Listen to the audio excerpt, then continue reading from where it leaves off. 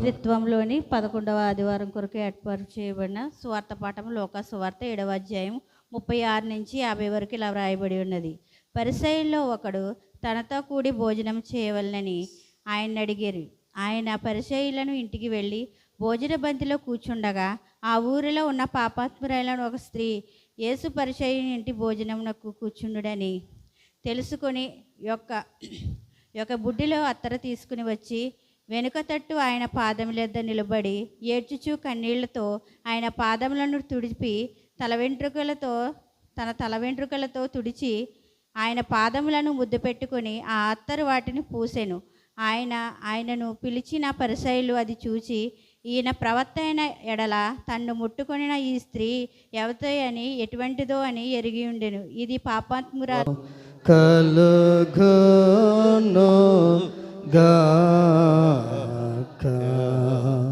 నీకే విశ్వాస ప్రమాణాన్ని ఒప్పుకుందాం. నా వెంబడి మీరు అందరూ కూడా చెప్పండి. భూమి ఆకాశములను దృశ్యాదృశ్యమగు సమస్తమును సృజించిన సర్వశక్తి గల తండ్రి యగు ఏకదేవుని నేను నమ్ముచున్నాను.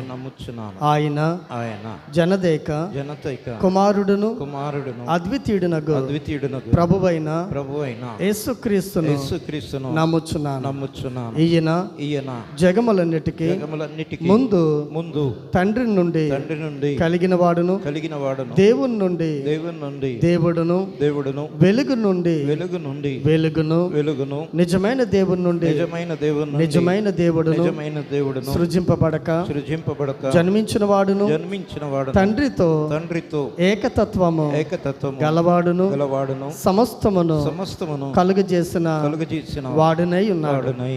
ఈయన మానవుల మగు మన కొరకును మన రక్షణ కొరకును పరలోకము నుండి దిగి కన్యయగు మరియ నుండి పరిశుద్ధాత్మ వలన అవతరించి పుట్టి మనుషుడాయిననియు పొంతి పిలాతు అధికారము క్రింద మన కొరకు సిలువేయబడి శ్రమనుంది సమాధి చేయబడనని లేఖనముల ప్రకారము 3వ దినమున తిరిగి లేచి పరలోకమునకెక్కి తండ్రి యొక్క కుడి చేతి వైపున కూర్చుండి ఉన్నాడని సజీవులకును మృతులకును తీర్పు చేయుటకు తిరిగి మహిమతో వచ్చుననియు ఆయన రాజ్యమునకు అంతము లేదని నమ్ముచున్నాను.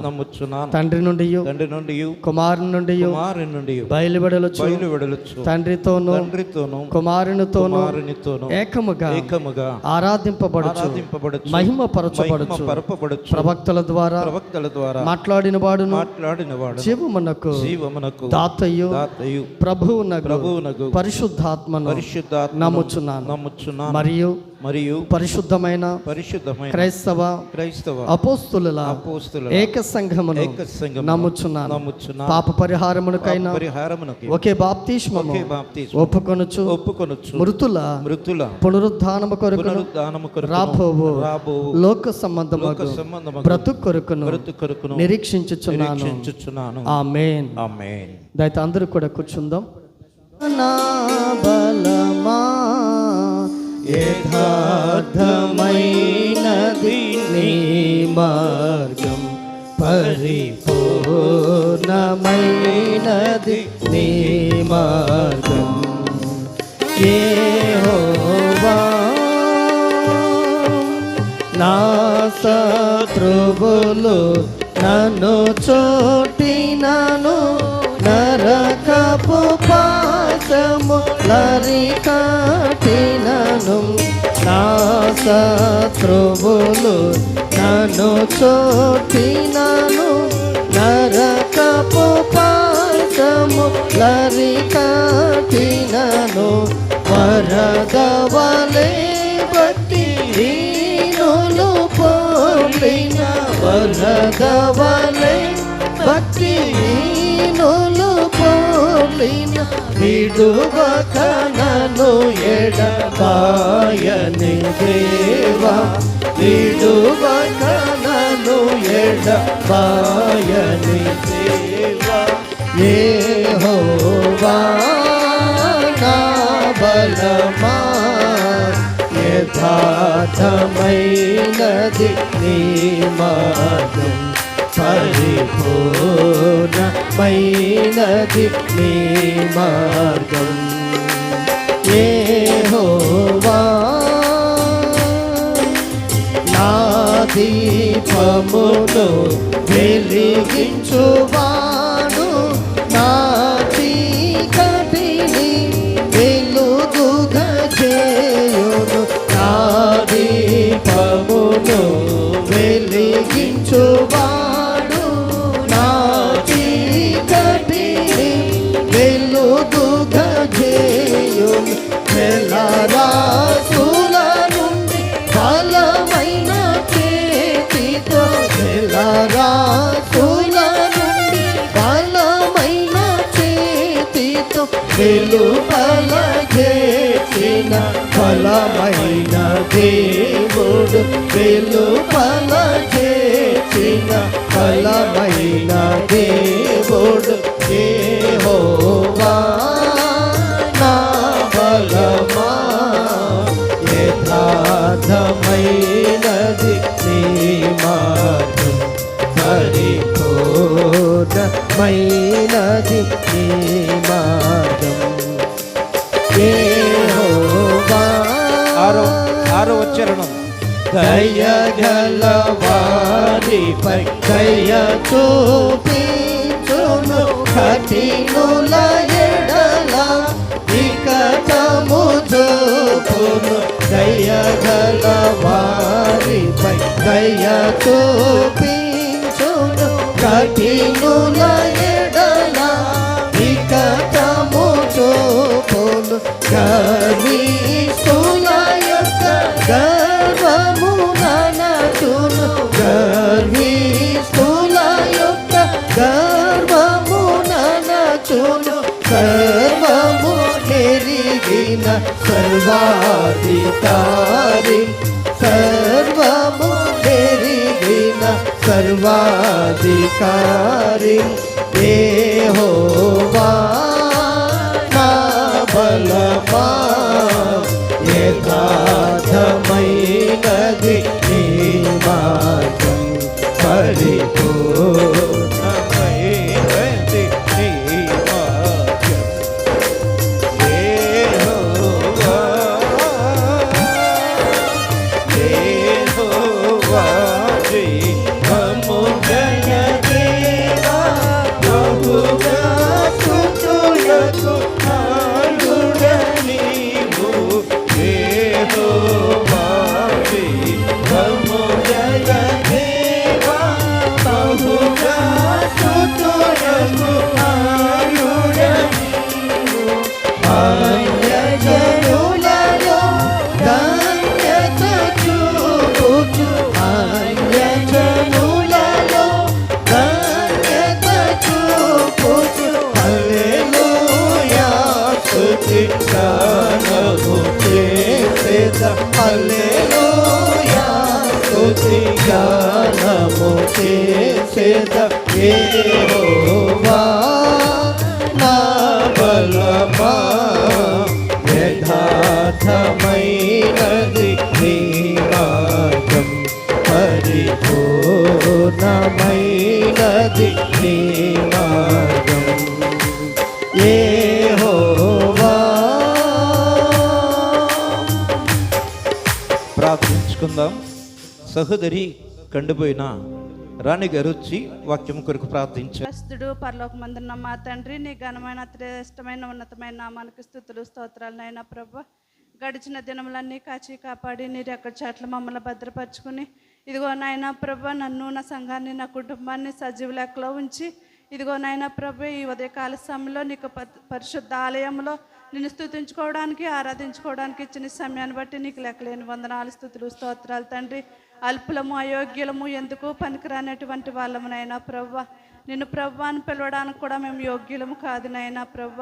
అయినప్పటికీ నీ మమ్మల్ని ఎన్నుకుని ఇదిగో నాయనా ప్రవ్వ నీ సన్నిధిలో నిన్ను స్తుతించుకుని ఆరాధించుకునే భాగ్యాన్ని మాకు ఇచ్చినందుకు నీకే వేలాది వందనాలు, స్తుతులు, స్తోత్రాలు తండ్రి. ఇంతవరకు జరిగిన నాయన ప్రభా ఆరాధనలోను వాక్యంలోను నాయన ప్రభా నీ ఉన్నావని మేము నమ్ముచున్నాం తండ్రి. ఇదిగోనైనా అతి విలువైన ముఖ్యమైన నాయన ప్రభా నీ వాక్యంలోనికి వెళుతూ ఉండగా తండ్రి వినగల చెవులు, గ్రహించగల మనసు మాకు దయచేసి నీ దైవజనుల ద్వారా మా ఆత్మల్ని సేద తీర్చమని, మోడుబారిపోయిన బీడుబారిపోయిన మా హృదయాల్ని నీ వాక్యం అనే మాటలతో దున్ని నాయనా ప్రభా అవి ఫలించి అభివృద్ధి చెందే కృప మాకు దయచేయమని నాయనా ప్రభా. ఇంతవరకు మేము ఎన్నో పాపాలు చేసి తొట్టిల్లిపోతూ ఉన్నాము తండ్రి. మరణం వరకు నమ్మకం మన ప్రభువును ప్రియ రక్షకుడైన యేసుక్రీస్తు ప్రశస్తమైన నామమున చందపరు ప్యారిష్లోని చిట్టువాను గరువు అనగా మోయిర్పేటగా ఏఎల్సిలో లిఖితం చేయబడి క్రీస్తు లూథరన్ సంఘముగా ఈ దినమందు దేవుని యొక్క దయా సంకల్పం చెప్పున దినదినము విశ్వాస్యతలో అభివృద్ధి చెందుతూ సంఘముగా కూడుకుంటూ ఆత్మీయతలో ఎదుగుచున్నటువంటి మరి మిమ్మల్ని అందరిని బట్టి, అదేవిధంగా మిమ్మలను చక్కని ఆత్మీయత జీవితంలోనికి నడిపిస్తున్నటువంటి స్థానిక దైవజనులు రెవరెండ్ బోర్డుపల్లి విజయనందమాయి గారికి, అమ్మగారికి, బిడ్డలకును, స్థానిక పెద్దలు, ఆత్మీయ తల్లులు, స్త్రీల సమాజం, ఎంతగానో ప్రోత్సాహపరుస్తున్నటువంటి యవన బిడ్డలు, చక్కని రీతిలో ముందుకు కొనసాగుతున్నటువంటి చిన్న బిడ్డలు, వారిని నడిపిస్తున్నటువంటి సండే స్కూల్ టీచర్స్ అందరికీ కూడా మరి హృదయపూర్వకమైనటువంటి వందనాలు, శుభాలు తెలియచేస్తున్నాను. అదేవిధంగా ఈ దినమందు నూతనముగా స్థానిక సంఘములోనికి వచ్చినటువంటి అనేక ప్రాంతాల నుంచి, స్థానిక ప్రాంతాల నుంచి కూడా వచ్చినటువంటి మీ అందరికీ ప్రచండ వందనాలు. ప్రత్యేకంగా ఒక ఇద్దరిని చూసినప్పుడు మాత్రం నాకు ఒకరోజు మా యొక్క జీవితంలో ఈ మందిరంలో గడిపినటువంటి ఆ మధుర క్షణాలు నాకు గుర్తుకొచ్చినాయి. వారితో పాటు ఇంకొక ఆయన ఉండేటువంటి వారు, ఆయన ఎవరంటే గనక కీర్తిశేషులు మరి రాపాక విజయరత్నం గారు.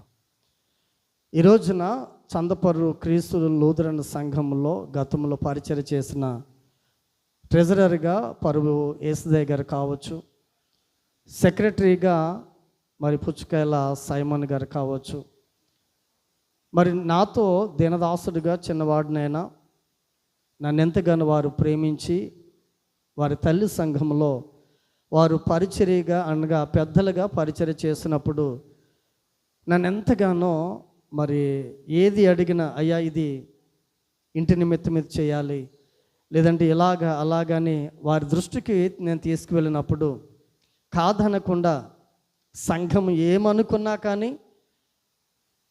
మన దైవజనుడు ఈ స్థితిలో ఉన్నాడు కాబట్టి, దుస్థితిలో ఉన్నాడు కాబట్టి, బిడ్డలతో ఉన్నాడు కాబట్టి మనము చేయాలి. అది పగలని కాదు, అది రాత్రని కాదు, కానీ మరి మా పట్ల ఎంతగానో శ్రమించినటువంటి గతంలో పరిచర్య చేసినటువంటి చందపరు సంఘంలో ట్రెజరర్ గారు అయినటువంటి మరి ఏసుదయ్య గారికి, సెక్రటరీగా పరిచర్య చేసినటువంటి సైమన్ గారికి నా కుటుంబ పక్షంగా ప్రచండ వందనాలు నేను తెలియచేస్తున్నాను. ఎందుకంటే వారి ఇరుగురు నేను చూసినప్పుడు ఈ మందిర ప్రతిష్ట తెల్లవారితే ప్రతిష్ట అనగా ఈ రాత్రి వారు, మేము, అదేవిధంగా మాతో పాటు కీర్తిశేషులు విజయరత్నం గారు, మేమందరం ఈ రాత్రి ఇక్కడ గడిపాం. కలిసి ఫోటోలు దిగాం, చాలా సంతోషించాం. మరలా ఈ దినాన వారి ఇరుగురిని చూసినప్పుడు నాకు ఆ జ్ఞాపకాలు రావడం జరిగింది. ఏది ఏమైనా దేవుని చిత్తం అనేది ఒకటి ఉంటుంది. ఎవరు ఎంతకాలం అనేది తెలియదు, కానీ ఉన్నంతకాలమైనా మనం ప్రభువులో ఎలా ఉండాలి అనేది కనుక ఆలోచన చేస్తే ఈ రోజున ఇచ్చినటువంటి అంశం ద్వారాగా విస్తారముగా ప్రేమించుట, విస్తారముగా ప్రేమించే బిడ్డలుగా మనం ఉండాలని ప్రభు కోరుకుంటున్నాడు. అదేవిధంగా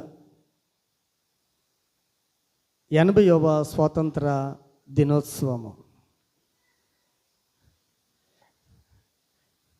అయ్యగారు పెట్టుకున్నారు. చాలా సంతోషం. నిన్నే అయిపోయిందని మనం అనుకున్నాం, కానీ నా సంఘానికి తెలియపరచాలనే ఉద్దేశంతో, ఆ ప్రేమతో వారు పెట్టుకోవడం చాలా సంతోషకరం. మీ అందరికీ కూడా మరి 80వ స్వతంత్ర దినోత్సవ 2వ రోజుగా శుభాలు తెలియచేస్తున్నాం. చాలా సంతోషం అండి. అదేవిధంగా ఈ దినము మన మధ్యకు వచ్చి చక్కని వాయిద్యాలు 92వ కీర్తనలో తెలియపరిచిన రీతిగా యెహోవాను స్తుతించడం మంచిది, యెహోవాకు స్తోత్ర గానము చేయుట మంచిది, 10 తంతుల స్వరమండలముతోనూ గంభీర ధ్వని గల సితారతోనూ ప్రచురించుట మంచిది అన్న రీతిగా మరి శివ గారు, చక్రి గారు, రాజారావు గారు, వారి ముగ్గురికి కూడా నా హృదయపూర్వకమైనటువంటి వందనాలు, శుభాలు తెలియచేస్తూ వారికి కూడా 80వ స్వతంత్ర దినోత్సవ శుభాకాంక్షలు తెలియచేస్తున్నాను. చాలా సంతోషకరం అండి. వాక్యంలోనికి ముందుకు వెళ్ళిపోదాం. ఈరోజు మిమ్మల్ని అందరినీ చూస్తే అయ్యగారు మేము అనుకున్నాము ఇదేదో పండగ వాతావరణంలా ఉందండి అని చెప్పి అనిపించింది. ఎందుకంటే సేవకులుగా మీరు ఎంత శ్రేష్టమైన ఆహార పదార్థాలు సిద్ధపరిచి మా కడుపు నింపాలని, మమ్మల్ని తృప్తిపరచాలని మీరు ప్రయత్నం చేసిన, మా కడుపు ఎప్పుడు నిండుతుంది, మేము ఎప్పుడు తృప్తిగా ఉండగలుగుతామంటే కనుక మందిరంలో కూర్చోవడానికి చైర్స్ ఖాళీగా ఉండవు. చూడండి, మందిరం అంతా కూడా నింపబడుతుంది కదా. ఉదయం వరకు కొద్దిగా ఆకలేసింది, కానీ ఎందుకంటే ఉప్మా త్వరగా అరుగుదల అయిపోతుంది. కానీ ఇంత ఆర్భాటము, పండగ వాతావరణము, మరి నిజంగా ఈ సంఘ అభివృద్ధి కొరకు స్థానికంగా ఎవరైతే, నేను పేర్లు చెప్పట్లేదు కానీ, ఎవరైతే ప్రయాసపడుతున్నారో, అంటే ఈ రోజున ఇవ్వబడినటువంటి అంశముగా విస్తారముగా ప్రేమించుట అంటే గనక నా కుటుంబం అభివృద్ధి చెందితే చాలు, నా బిడ్డలు ఉన్నతమైన స్థితిలోనికి వెళితే చాలు అని అనుకోవడం కాదు. కానీ ఎవరైతే సంఘము కొరకు, సంఘం యొక్క అభివృద్ధి కొరకు ఒక వ్యక్తి లోకములో తిరగకుండా ఆ వ్యక్తిని ఎలాగైనా కానీ దేవుని యొక్క పాద సాన్నిధ్యములకు నడిపించాలి అనే ఒక తాపత్రయము, ఒక తృష్ణ, ఒక ఆశ ఎవరైతే కలిగి ఉంటారో నిజంగా వారు విస్తారముగా ప్రేమించే ఆ అంశానికి వారు సరిపోతారని దినాన్ని నేను తెలియజేస్తున్నాను. మీరు గమనించినట్లయితే కనుక ఈ విస్తారముగా ప్రేమించుట అనేటువంటిది 2 విధాలుగా మనం ఆలోచన చేస్తే, ప్రేమించేటువంటి వారికి ఉంటున్నాం మనందరం కూడా, తల్లి ప్రేమించేటువంటి వారికి ఉంటున్నాం. అయితే ఈ దినాన ప్రభు మనకు తెలియచేస్తున్నాడు, ప్రేమించుట కాదు, దానికి ముందు ఏముండాలంటే కనుక విస్తారముగా అనేటువంటిది ఈ దినాన మనం తెలుసుకోవాలి. ఈ రోజున మనం పాడినటువంటి 652వ కీర్తన, యెహోవా నా బలమా, యథార్థమైనది నీ మార్గం. ఇది ఈ కీర్తన పుస్తకంలో వ్రాయడానికి గల ఉద్దేశం ఏమిటంటే కనుక ఈరోజు మనకి ఇవ్వబడినటువంటి 2వ సమూయేలు గ్రంథము 22వ అధ్యాయంలో ఇక్కడ మనం ఆలోచన చేస్తే, ఒకసారి యెహోవా తన్ను సౌలు చేతుల నుండి, తన శత్రువులందరి చేతుల నుండి తప్పించిన దినమున దావీదు ఈ గీత వాక్యములను చెప్పి యెహోవాను స్తోత్రించెను. ఏం చేశాడండి? స్తోత్రించెను. అంటే గనక దావీదు జీవితంలో దేవుడు చేసినటువంటి మహోన్నతమైన ఉపకారమును బట్టి ఏంటది అని అంటే గనక సౌలు చేతుల నుండే కాదండి, తన శత్రువుల చేతుల నుండి తప్పించిన తరువాత దావీదు రచించి స్తోత్రించినటువంటి ఈ యొక్క కీర్తన 652వ కీర్తన. అయితే మనం ఆలోచన చేసినట్లయితే కనుక ప్రియా దేవుని సంగమా, ఈ రోజున మనం పాడినటువంటి ఈ కీర్తనలో ప్రతి ఒక్క చరణము కూడా దీనిలో లిఖితం చేయబడి ఉన్నది. అంతేకాకుండా ఈ 2వ సమూయేలు గ్రంథము 22వ అధ్యాయము, మరలా కీర్తనలు 18వ అధ్యాయం కూడా యాజ్ ఇట్ ఈజ్గా 18వ అధ్యాయం, కీర్తనలు 18వ అధ్యాయము, ఈ 2వ సమూయేలు 22వ అధ్యాయము రెండు కూడా ఈక్వల్గా ఉంటాయి. అంటే ఈ మాటలు కీర్తనలు 18వ అధ్యాయంలో కూడా ఏది విడిచిపెట్టకుండా స్పష్టంగా 50 వచనాలు అక్కడ లిఖితం చేయబడి ఉన్నట్లుగా మనకి ఈ పరిశుద్ధ గ్రంథం మనకు తెలియచెప్పడం జరుగుతున్నది. అయితే ఈ దినమందు మనం ఆలోచన చేస్తే విస్తారముగా ప్రేమించుట, అసలు విస్తారముగా ప్రేమించుట అంటే ఏమిటి? ఈ రోజున పరిశుద్ధాత్మ దేవుడు మనలకు తెలియచేస్తున్నాడు.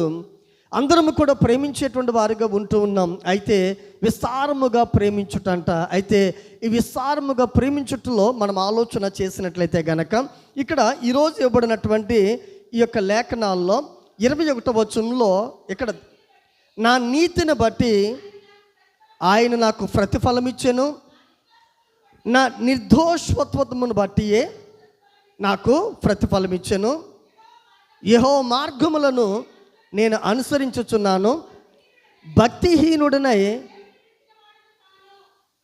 ఇప్పుడు మీరు గమనించండి, ఇక్కడ దావీదు పలికేటువంటి మాట ఏమిటనేది కనుక ఆలోచన చేస్తే, నా నీతిని బట్టి ఆయన నాకు ప్రతిఫలం ఇచ్చాను అని అంటున్నాడు. ఈరోజు నేను అడుగుతున్నాను, దావీదు నీతిమంతుడా? దావీదు నీతిమంతుడా? దావీదులో తప్పిదాలు లేవా? దావీదు పాపము చేయలేదా? కానీ ఇక్కడ దావీదు ఏమంటున్నాడు?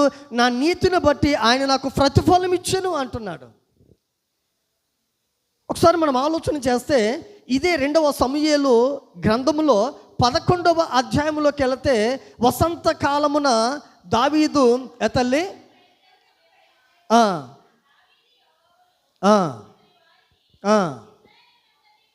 ఇశ్రాయేలు వారందరిని పంపగా సంహరించి ముట్టడి వేసిరి. అయితే దావీదు యెరూషలేము యొద్ద నిలిచెను. ఒకానొక దినమున ఎప్పుడన్నా తల్లి ప్రొద్దుగూకు వెళ్ళంటే కానీ ఇంకా చీకటి పడుతూ ఉన్నటువంటి ఆ యొక్క సమయంలో దావీదు పడక మీద నుంచి లేచి రాజనగరి మిద్ది మీద నడుచుచూ బయటికి చూచుచుండగా స్నానము చేయబడేటువంటి ఒక స్త్రీ కనబడెను. సరిపోతుంది తల్లి. మీరు గమనించండి, ఈ రోజున ఇవ్వబడినటువంటి ఈ 2వ దినవృత్తాంతాలు 22వ అధ్యాయంలోనేమో దావీదు అంటున్నాడు, నా నీతిని బట్టి ఆయన నాకు ప్రతిఫలం ఇచ్చాను, నా నిర్దోషత్వమును బట్టి నాకు ప్రతిఫలం ఇచ్చాను అని తెలియచేస్తూ, యెహోవా మార్గములను నేను అనుసరించుచున్నాను, భక్తిహీనుడనై నా దేవుణ్ణి విడిచిన వాడను, భక్తిహీనుడనై నా దేవుని విడిచిన వాడను కాను అని అంటున్నాడు. అదేంటి? దీనికి ముందు అధ్యాయంలోనే కదా, ఇది 22వ అధ్యాయము. ముందు 11వ అధ్యాయంలోనేమో వసంతకాలంలో ఆయనేమో మిద్ది మీదకి ఎక్కి మేడ మీదకి ఎక్కి ఆ యొక్క యుద్ధం ఎలా జరుగుతుంది ఏంటనే పరిస్థితులు చూసేసిన సమయంలో ఒక స్త్రీ స్నానము చేస్తుండగా తను చూడగలిగాడు. మరి ఊరుకున్నాడా? ఊరుకోలేదు. తర్వాత ఆ చరిత్ర అంతా కూడా మనకు తెలుసు. తన భర్తను కూడా హత్య చేయించినటువంటి పరిస్థితిని మనము చరిత్ర తెలియచేస్తున్నది. హత్య చేయించడమే తర్వాత ఎప్పుడైతే తన భర్త చనిపోయాడని అతడు తెలుసుకున్నాడో, ఆ స్నానము చేసినటువంటి ఆమెతో పాపము చేసినటువంటి దావీదు బెత్షెబాను తన ఇంటికి తెచ్చుకున్నాడు. మీరు గమనించండి, మరి పొరుగువాని భార్యతో పాపము చేయడమే కాకుండా తన భర్తను చంపించినటువంటి ఇంత దుర్మార్గుడైనటువంటి దావీదు 22వ అధ్యాయంలోకి వచ్చేసరికి నా నీతిని బట్టి ఆయన నాకు ప్రతిఫలం ఇచ్చాను అని అంటున్నాడు.